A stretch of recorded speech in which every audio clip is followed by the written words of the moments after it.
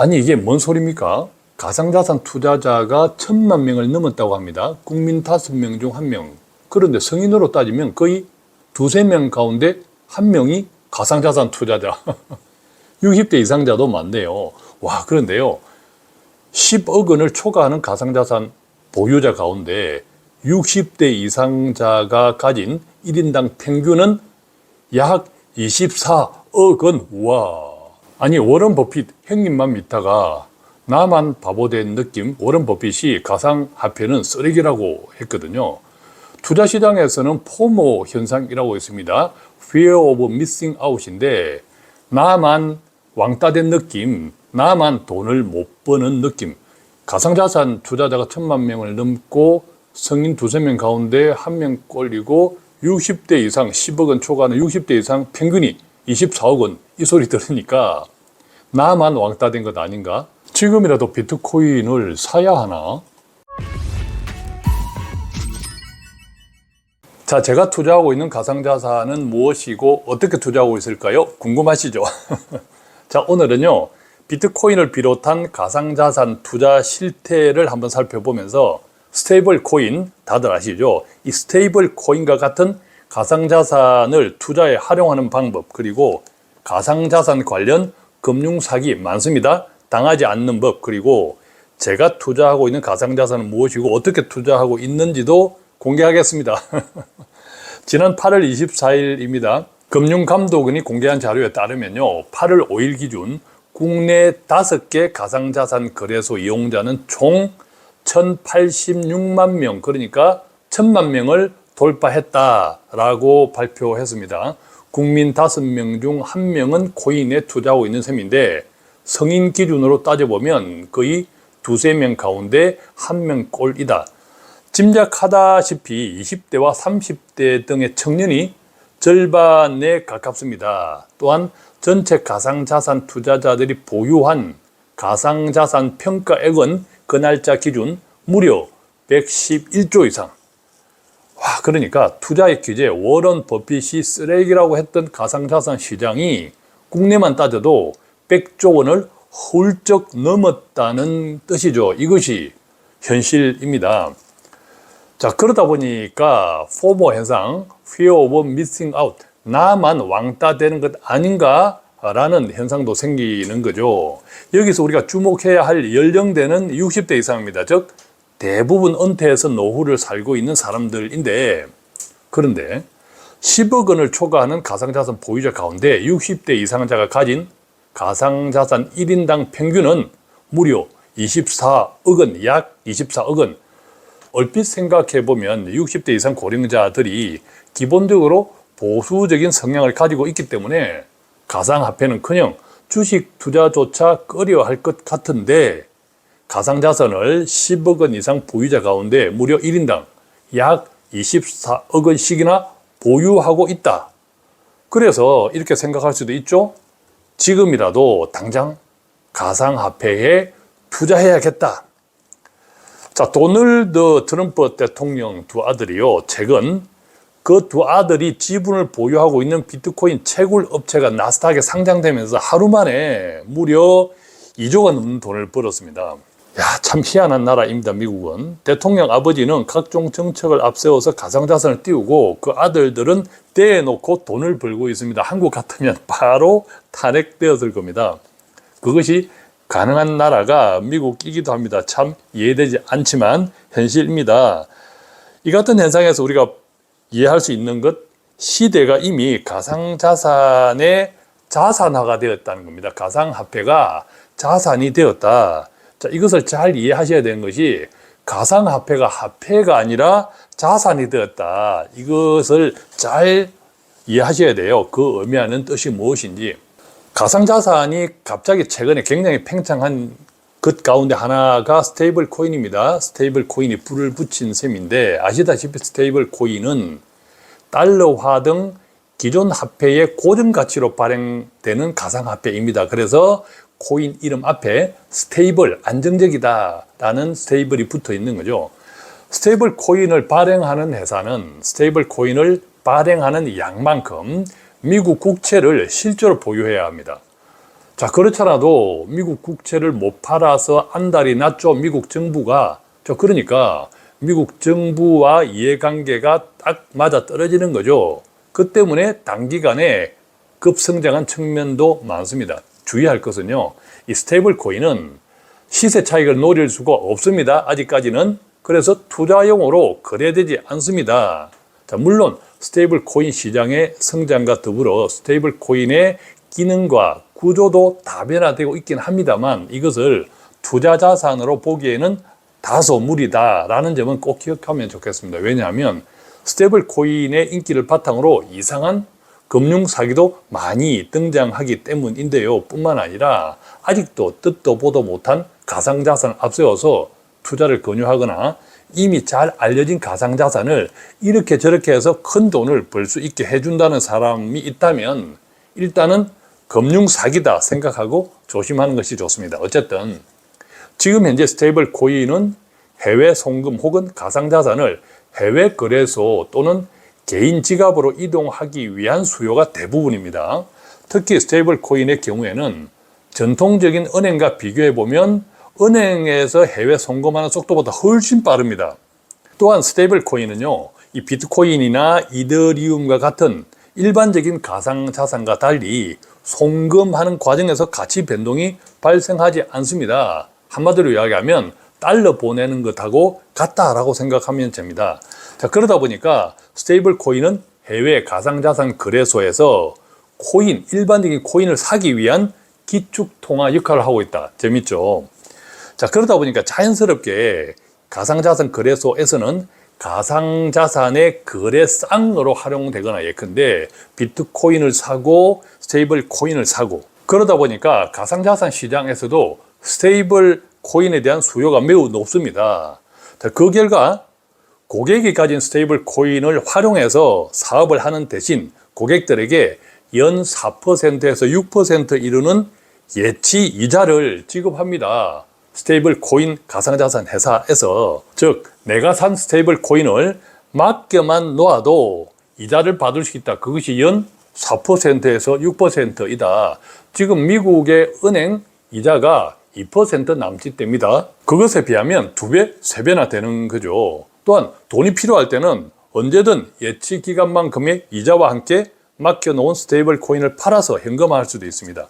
이 같은 이자 수익이 매력적인 이유는요, 사실상 무위험 수익이기 때문입니다. 왜냐하면 스테이블 코인은 달러 가치와 연동되어 있기 때문입니다. 물론 예금자 보호법이 적용되지 않기 때문에 스테이블 코인을 맡겨놓은 거래소가 파산할 경우에는 당연히 위험합니다. 그렇지 않다면 사실상 법정 화폐 달러를 은행에 넣어 놓는 것과 비슷하다.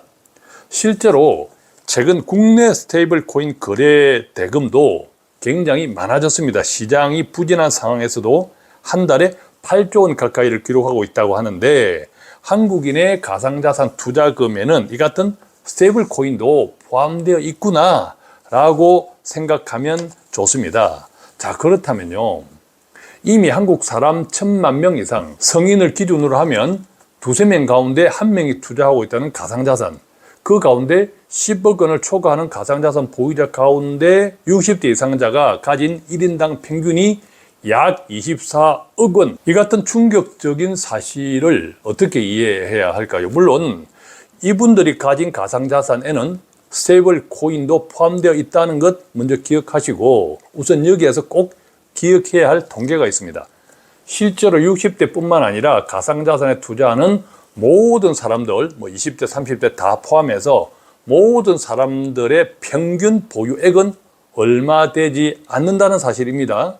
예컨대 국내 5대 가상자산 거래소 전체 이용자는 약 1,087만 명에 이르지만 그들이 가진 1인당 평균 보유액은 1,027만 원, 1,000만 원 정도에 불과하다. 구체적으로 보면 20대, 30대는 돈이 없으니까 1,000만 원도 되지 않은 1인당 평균 각각 206만 원, 632만 원에 불과하고, 그나마 40대부터 1인당 평균 1,000만 원을 넘기면서 40대는 1인당 평균 1,137만 원, 50대는 1,768만 원이라고 합니다.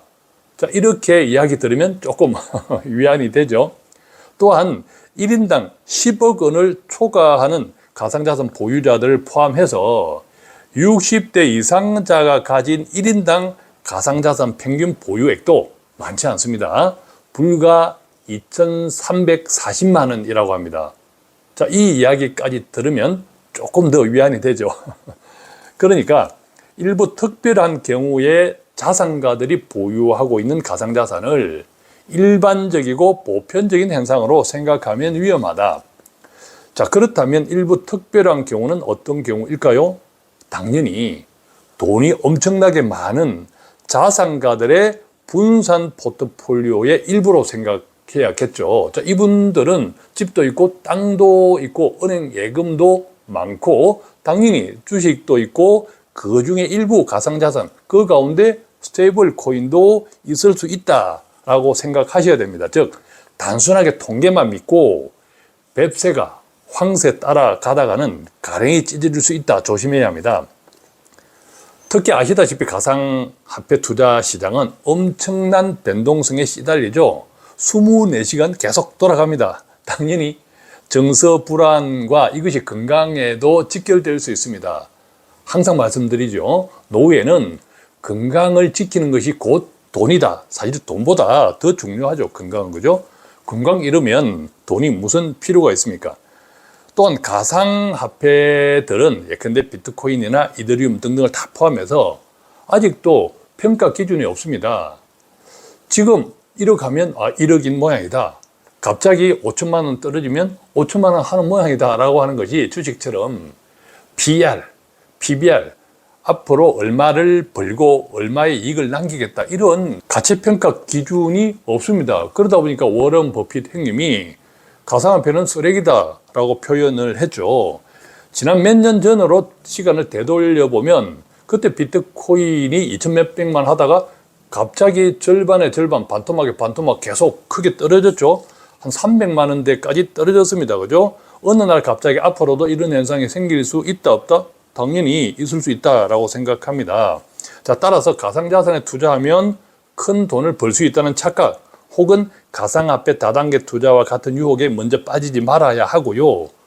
그런데 현실은 앞서 말씀드린 대로 스테이블 코인을 필두로 해서 디지털 자산, 특히 비트코인 같은 경우에는 미국을 필두로 전 세계가 계속 모으고 있잖아요.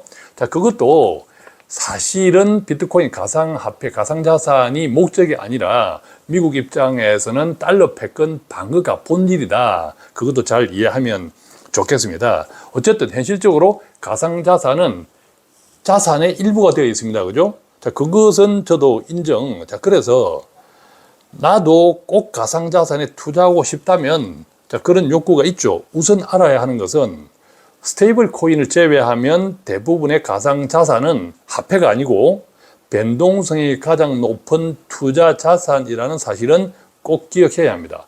그것을 기초로 두 가지 방법 가운데 하나에 관심을 가져보면 어떨지 생각해 봅니다. 그 두 가지 가운데 첫 번째는 ETF, 관련 ETF에 투자하는 것인데요. 대표적으로는 BLOK라는 ETF가 있습니다. BLOK.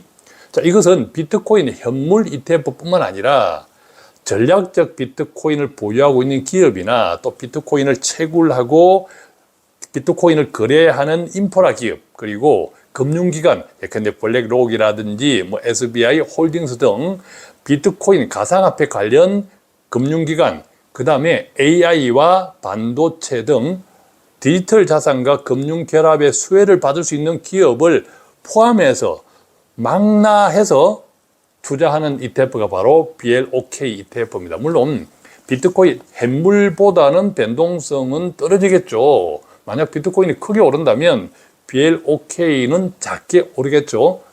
반대도 마찬가지잖아요. 크게 떨어진다면 BLOK도 작게 떨어지겠죠. 그렇지만 가상자산의 흐름이나 가상자산 투자에 소외되어 있다는 상대적 박탈감을 해소하는 데는 도움이 되지 않을까. 그런데 앞서 말씀드린 대로 꼭 기억하십시오. 국내 가상자산 투자자가 1,000만 명을 넘었다고 하지만 1인당 평균 투자액은 1,000만 원도 안 되더라. 60대 이상자 가운데 10억 원 이상을 가진 1인당 평균은 무려 약 24억 원이라고 하지만 그들 포함한 60대 이상이 가진 모든 가상자산의 1인당 평균은 2천만 원 조금 넘더라. 이거 꼭 기억하셔야 됩니다. 상대적 박탈감 가질 필요가 없다라는 뜻이죠. 자, 두 번째 방법은요. 차라리 ETF가 아니라 비트코인이나 이더리움, 리플과 같은 가상자산 가운데에서도 메이저 엄청난 거래량이 많은 탑 메이저 가상자산에 소액으로 투자해 보는 겁니다. 예컨대 뭐 100만 원이 또 좋고 여유가 있다면 1000만 원도 좋겠죠. 물론 이것은 당연히 여윳돈이어야 합니다. 왜냐하면 가상자산입니다. 화폐가 아닙니다. 마치 달러처럼 한국의 원화처럼 내가 일상에서 사용할 수 있겠다 아니고 앞서 말씀드린 대로 가상자산은 화폐가 아니다. 이미 자산이 되어 있다라고 생각할 때 가장 변동성이 큰 자산이다. 그래서 내가 한 100만 원 가지고 있다, 뭐 1000만 원 가지고 있다라고 하면 나도 가상자산에 투자하고 있다. 뭐 이 정도 마음을 가질 수 있는 것. 자, 결론적으로는 많든 적든 내가 지금 가진 자산을 잘 지키면서 다른 자산 다 포함해서 당연히 가상자산을 이야기하는 것이 아니라 그것에 맞추어서 행복하게 살아가는 방법을 찾는 것이 더 중요하잖아요. 내가 가상자산에 투자하고 있다, 없다, 이게 중요한 것이 아니라. 자, 그렇다면 제가 투자하고 있는 가상자산은 무엇일까요? 자, 참고로 금융회사 임직원은요, 투자를 하는 것이 굉장히 제한되어 있습니다. 정기적으로 보고도 해야 하고요. 저는 제 자신의 행복을 지키기 위해서 어떤 기준을 가지고 있냐 하면요, 마음을 뺏기지 말자. 영어로는 Don't let heart be taken 인데, 되돌아보면 마음을 뺏기는 순간 제 행복이 굉장히 흔들리더라고요. 살아보니까. 그래서 마음을 뺏기지 말자. 그 가운데 돈, 투자, 마음을 뺏기면 이게 잘못되면 좋은 마음으로 시작했는데 탐욕으로 가더라. 그러다 보면 내 행복은 어디 간 데가 없고 사라지고 돈만 쫓아가는 인생이 되더라 라는 경험 저한테도 있었습니다. 그래서 결론적으로 저는 가상화폐에 투자하고 있지 않습니다. 대신 바인 투자자문에서 운영하고 있는 포트폴리오 가운데 가상자산 ETF를 일부 활용하는 경우도 있으나 많지는 않습니다. 왜냐하면 변동성을 최소화하면서 안정적인 성장을 추구하는 전략이기 때문입니다. 정리해보면 이렇습니다. 제가 오늘 드리는 말씀이 맞다, 옳다가 아니라 각자의 투자 성향이 있고 또한 구독자분들의 각각이 행복에 대한 기준 그리고 그것을 추구하는 방법이 다 다를 수밖에 없죠. 자, 그렇기 때문에 나는 비트코인, 가상자산에 관심을 가지고 실제 투자를 해도 내가 행복을 지켜나가고 나의 투자 성향이나 하는 것에 상관이 없다라고 하면 항상 오케이. 자, 그렇지만 다른 사람이 한다고 괜히 나만 왕따 된 것 아냐? 나만 괜히 돈을 못 벌고 있지 않는가 하는 조급함 때문에 만약에 내 성향과 행복에 대한 기준에 맞지 않는데 가상화폐에 함부로 뛰어든다면 그것은 돈뿐만 아니라 돈보다 더 중요한 건강에 문제가 생길 수 있다. 이렇게 말씀드립니다. 자, 오늘 가상화폐 궁금했잖아요.